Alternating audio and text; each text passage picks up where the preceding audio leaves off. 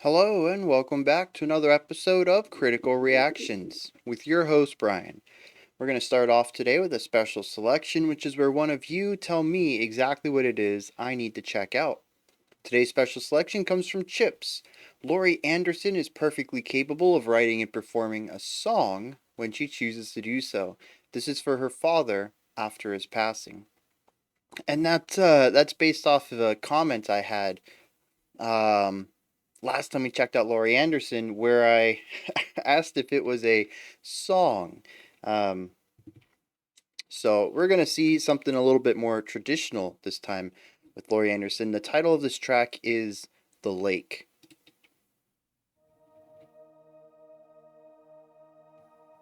I walk accompanied by ghosts.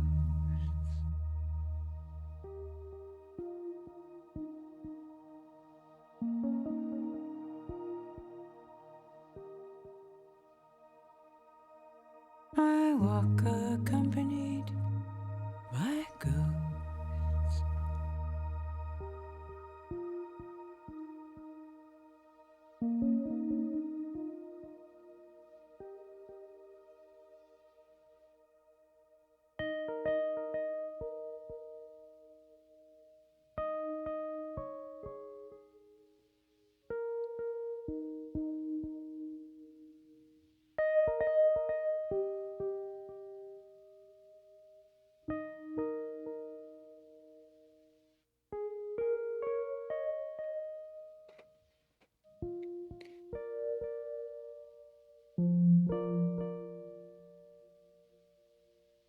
My father with his diamond eyes, his voice life size.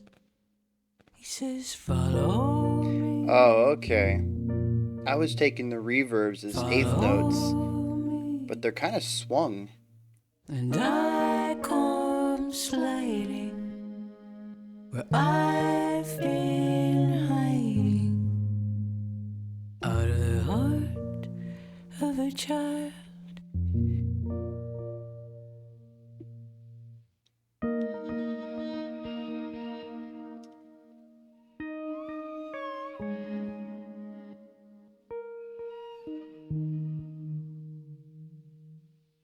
Meet me by the lake.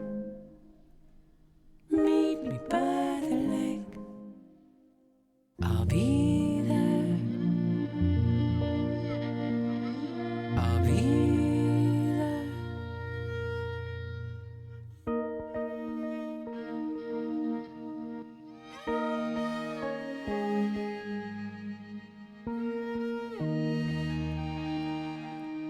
It's interesting. It's densely layered but sparsely written.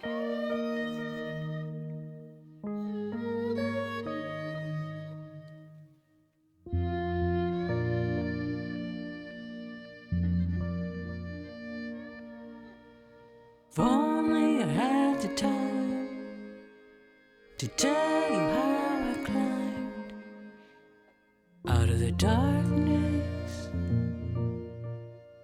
out of my mind, and I come sliding where I've been hiding. Yeah, very cool idea. Of a child.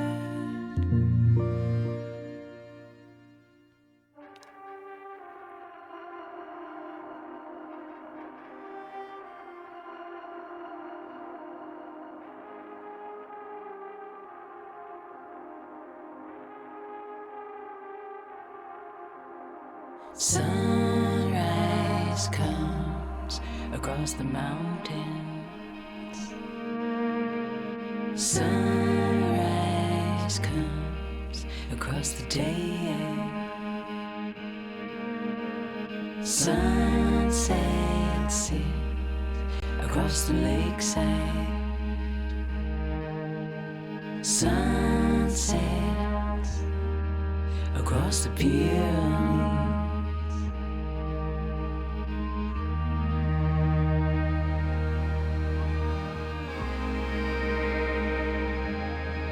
Out of the heart of a child.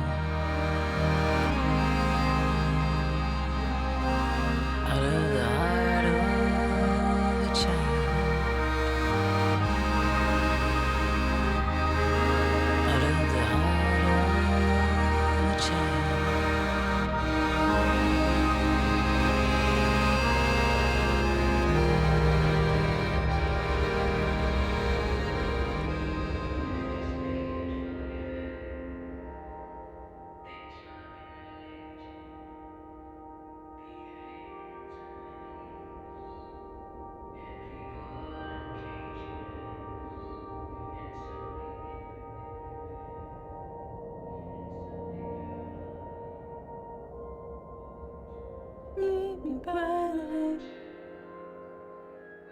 Meet me by the lake.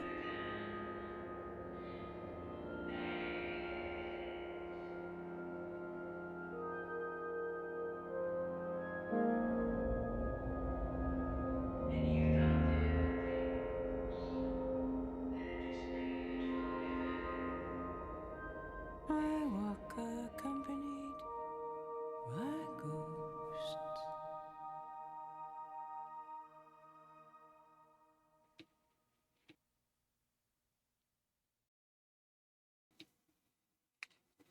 Huh. It's interesting how much of the last track and the structure of it I can hear in this one. What was that?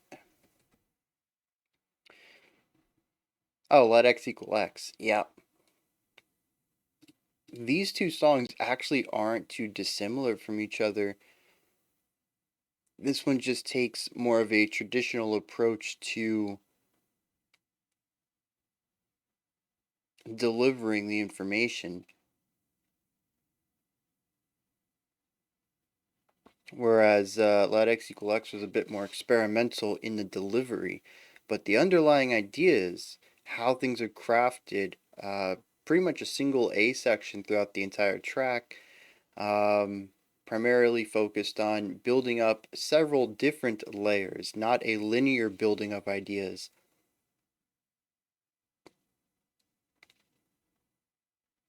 And exploring a sound. Those are similar traits to both of these tracks. And I think that's honestly one of the best the best ways this could have gone. Um, isn't just to show me the exact opposite, but to show me still her style with a different direction, a different intent on it. So yeah, let's dive into this. We got well, we start off the track with a reverbed sound. Maybe it was a real instrument. I'm kind of leaning towards synth, but honestly, I'm not sure. But it we have nothing around it to really tell us what the time signature is, what our tempo is, what note is even getting the beat. So I assumed everything was equal weight, and it was really difficult to figure things out because of that. Had I felt like I found a time signature, or sorry, a tempo, and sometimes it just wouldn't start on the right beat, and I was like, oh, maybe I'm just counting fast because there's a lot of silence in there too, or maybe I'm counting too slow.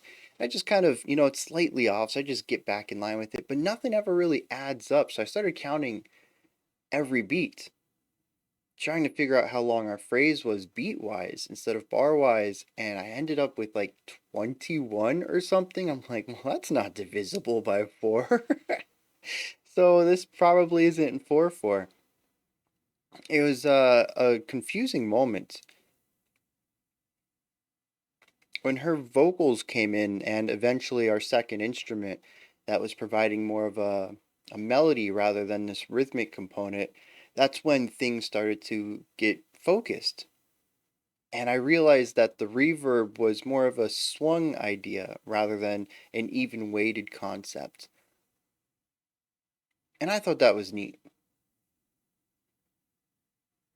I don't know if it really has anything to tie into the song. We'll explore the lyrics later and see what kind of themes are a bit more concretely stated about the song itself. But this idea of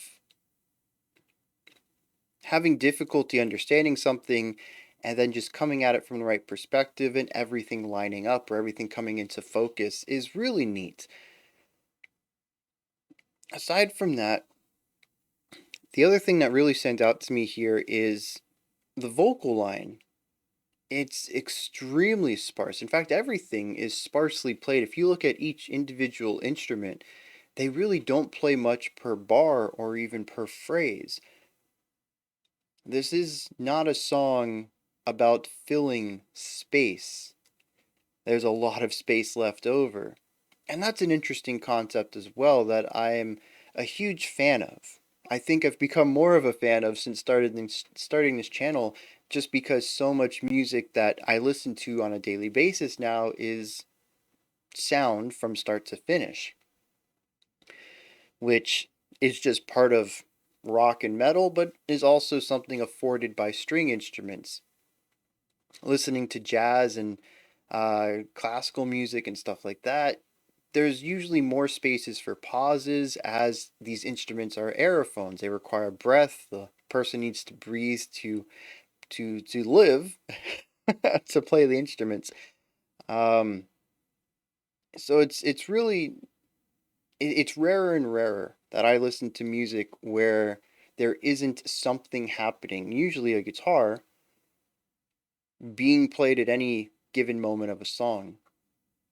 So like I said, I think it's something I'm starting to appreciate more and more as I do this channel. But it's also interesting here because, as far as I can tell, none of these instruments are aerophones. So it isn't a limitation of the instruments used, it's a deliberate choice. The only aerophone here is vocals. And it makes sense to have space. Even rock and metal does that. But a lot of the electronic-esque sounds and what I think is synthesizers throughout most of this, they don't need to pause, but they do often and for lengthy periods. It's I've often described music as a series of sounds in silence. A lot of songs heavily utilize the sound and ignore the silence or use it sparsely. And here I'd almost say it's 50-50 up until we hit our final section. Silence is maybe it's not even just, I mean, silence is the technical term for it, but it could just be a metaphor for space. There's a lot of space between ideas in this track. But despite that, the song doesn't sound empty or sparse. As I had mentioned during the reaction, it is densely layered but sparsely written. That is, that each individual instrument is not doing a lot, but the instruments come together to do a lot. There are plenty of neat harmonies and I don't know if they're necessarily counterpoint, but just the way that two lines would interject and play around each other. The rhythmic bouncing between concepts. There's so many neat little moments in here that almost feel spontaneous. Obviously, it's all pre-composed, but it almost feels like a bunch of these ideas were written in isolation, and they're like, "Oh, we have some space here. What should we write?" And they're like, I don't know. I got a couple of riffs and an unused ideas folder. You want to try some of those?" And just kind of slapped it in there. It's like, wow, that works really well, and kept in. And as usual, I'm not saying that that's what happened. I have no insight into the creation process, but that's almost what it feels like. Some of these lines are just separated enough to not feel like they were crafted specifically for this song, but do work together so well.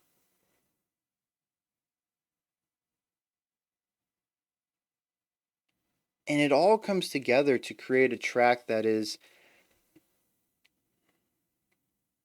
everything and nothing.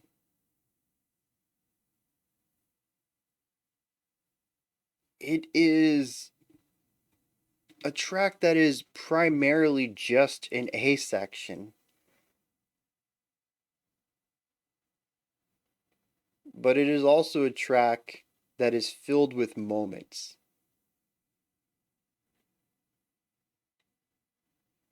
And I think there's something really gorgeous about that.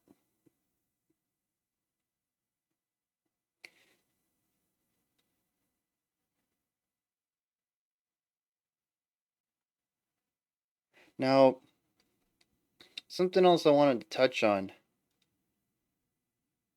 is the layering. That's the other part. We'd already talked about the densely written. Now we need to, or sorry, the sparsely written. We need to talk about the dense layering. This is kind of a slow burn, but it's not a slow burn designed to go anywhere, and it's not linear. A lot of the times when we talk about slow burns, we'll start with a foundation, and then we'll put a second stack on it, and then a third stack on it, and then a fourth stack on it, and then a fifth, and a sixth. And by the end of it, we have this, densely layered concept, and it's completely linear. It starts with one, and, we add one, two lines uh, per repetition, but there's not a removing of things. So I guess linear is not always right because it could be exponential at times. Some bands will do like one line, then two lines, and three lines just to kind of speed up the ending of it. But I should say additive. Nothing is ever removed from these types of slow burns. This is it's a slow burn in that idea. We have a foundation. It is repeated ad nauseum, and more ideas are stacked on top of it. But the purpose isn't to get somewhere, it isn't to reach the full moment. Well, there is a very big full moment at the end that caps the whole thing off, but I'm going to view that separately. The idea here is that we'll add a couple of lines, and maybe we'll add a couple more, but then we'll remove some. And it's about creating these unique stacks utilizing shared building blocks. All right, so imagine you have like six different shaped blocks that you can build something with. You can stack them in whatever order you want. You can turn them on their side. You can change the order of the colors, all sorts of things that they're all technically the same thing. You've built a stack of these six blocks, but the intricacies of it, how you've built them, are different. And that's something that I'm seeing in this track right here. There's only like four or five ideas, I think, throughout this song, but which combinations are used in which sections? What kind of context are they put within? Um, and that kind of stuff makes unique sections, unique moments throughout this entire track, even though our foundation isn't changing. It's not so much about building to get somewhere, it's just about viewing how these different lines interact with each other when given different combinations of lines.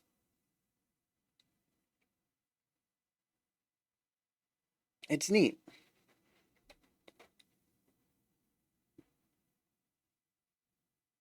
And all of this leads us to our outro.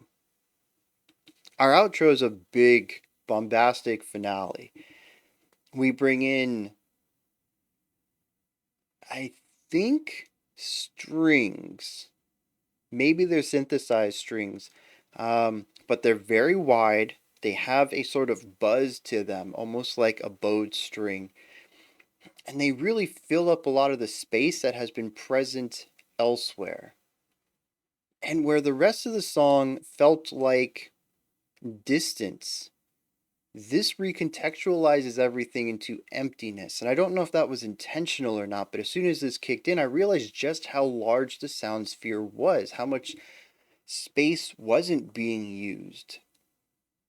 It isn't just about allowing each of these sections to breathe and have their own space. It's also about what is in the negative space, what is missing, what could be there.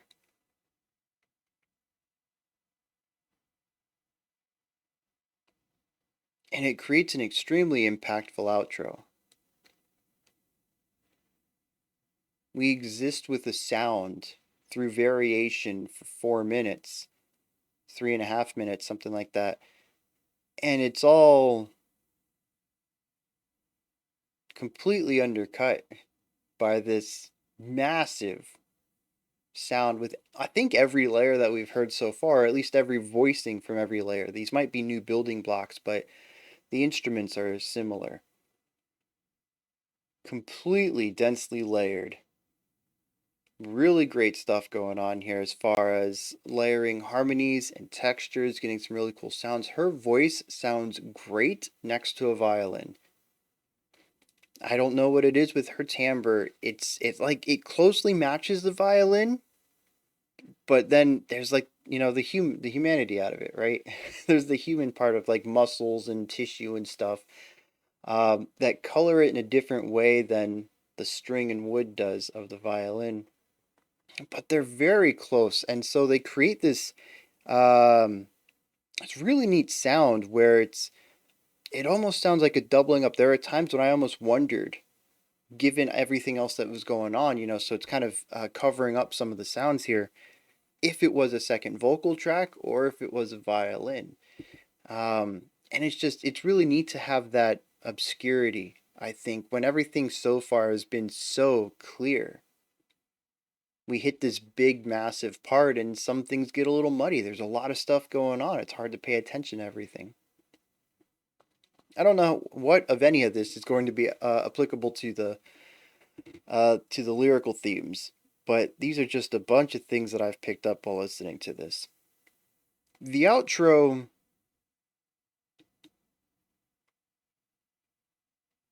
I'm not too sure about.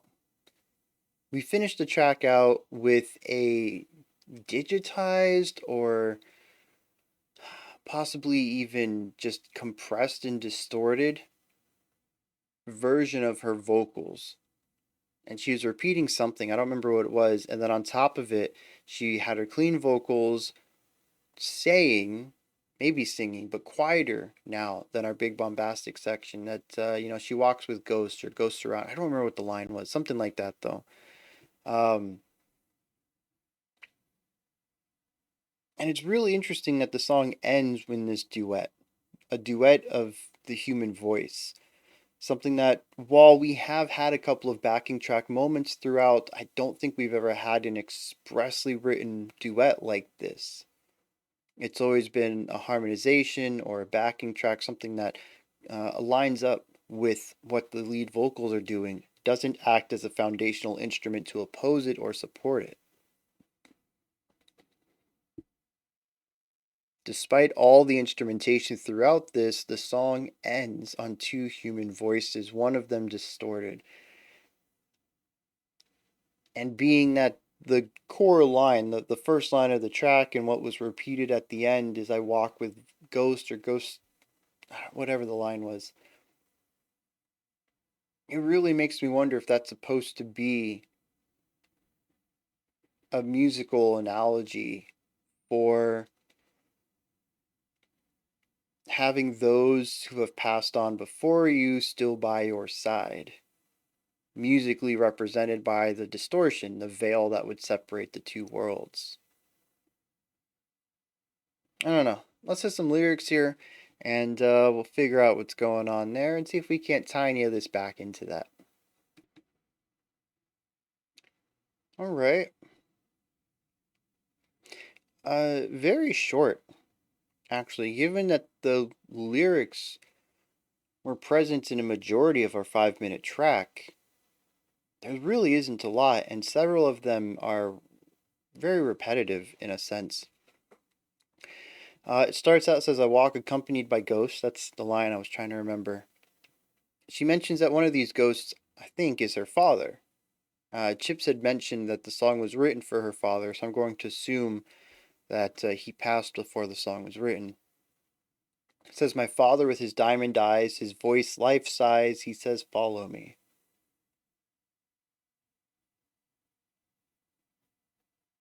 I come sliding where I've been hiding, out of the heart of a child. This line,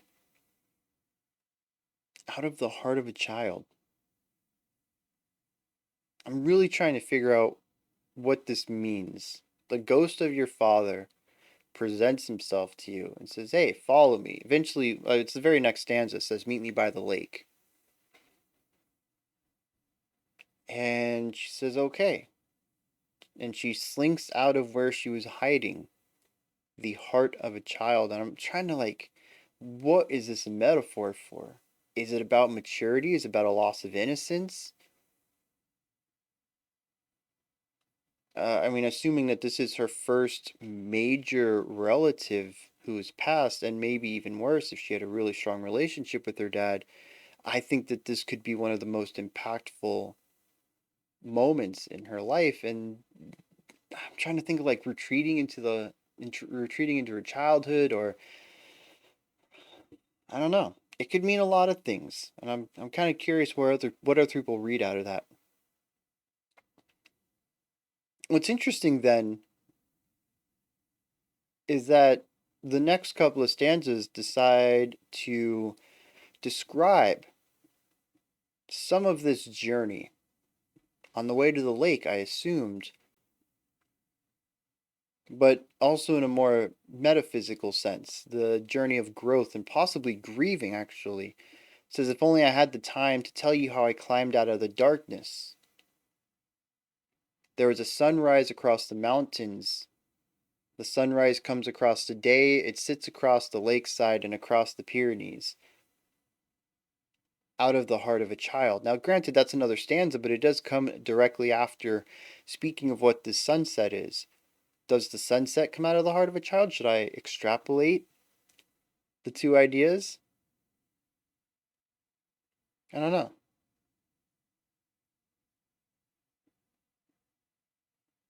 And then the track ends, meet me by the lake. I walk accompanied by ghosts.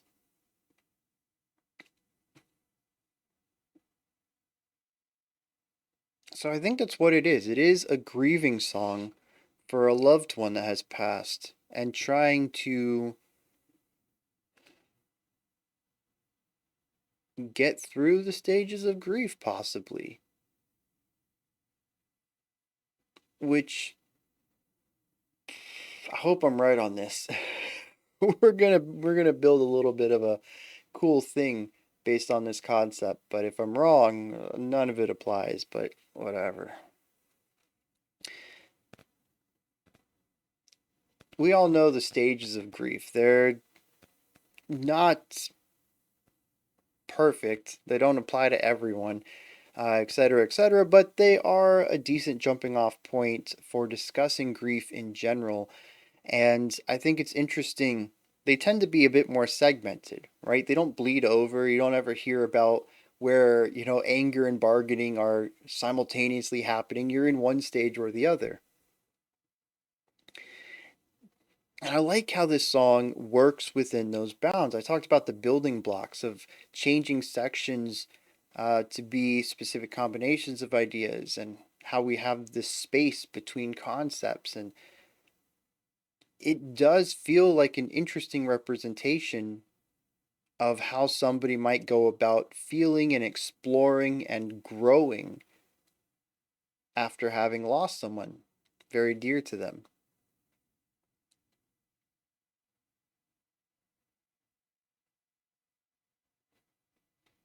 But not only that, I think it's interesting that the song doesn't carry grief with it, or sadness, I should say. There is a well, there's a somberness in the amount of notes there are. It's not an upbeat song. There's not a ton of notes. It's not driving with momentum. It's really slow moving and sparse. Musically, the notes chosen, I wouldn't say are sad, but it's not a song that's ready to go anywhere. And I think it's interesting that not until the very end, when supposedly she has seen the sunrise from across the mountains. Oh, it says sunrise come across the mountains in a day. Then it says sunsets sit across the lakeside across the Pyrenees. I wonder if that's supposed to represent just taking it in one day at a time. The sun rises, the sun sets. Don't worry about tomorrow. Try to get through today. But anyways, I believe it's at the point where she's repeating out of the heart of a child several times that this is the really big moment, the big bombastic section at the end of the track. And this would be when she is grown out of that innocence and is broken free of that and is um, emotionally growing, having an emotional maturity growth in dealing with this, or maybe even, moving through these stages of grief and finding out what's on the other side, that the song feels hopeful in a way. At the end, of course, we have the two voices: meet me by the lake, I walk accompanied by ghosts. And this almost feels like an acceptance. It's just me and the ghost now, and that's fine. We'll go meet by the lake. We'll watch the sunrises. We'll watch the sunsets. Those are my thoughts on Laurie Anderson's The Lake. This is where y'all come in. Let me know what you thought. Did you enjoy it or not? You have any thoughts? You have your own interpretation on the lyrics? Please let me know. Put that stuff down in the comments. Above the comment section is a description box. In there is a link for Linktree. It'll take you to this menu right here. It has links for everything related to the channel on it. You can find links to my music, the Discord community, and multiple ways to support the channel, as well as a lot of other links. If you're interested, go check it out. Above that, if you could, like, subscribe, and ring the bell. I greatly appreciate all three of those. All right, that wraps it up for this one. I'll be back in a minute ago. If you're watching this live, we have another special selection today. Otherwise, I'll be back Monday. We don't have anything on Saturday, no streams on Sunday. We'll be back Monday, 5 p.m. Eastern Standard Time, 10 p.m. UTC. We're going to get back on track with the themes and get back to the regularly scheduled stuff, live streams and album reviews and all that jazz. So until next time, remember to be critical, not cynical, of the music you listen to, and have a fantastic morning, afternoon, or evening whenever you choose to watch my videos.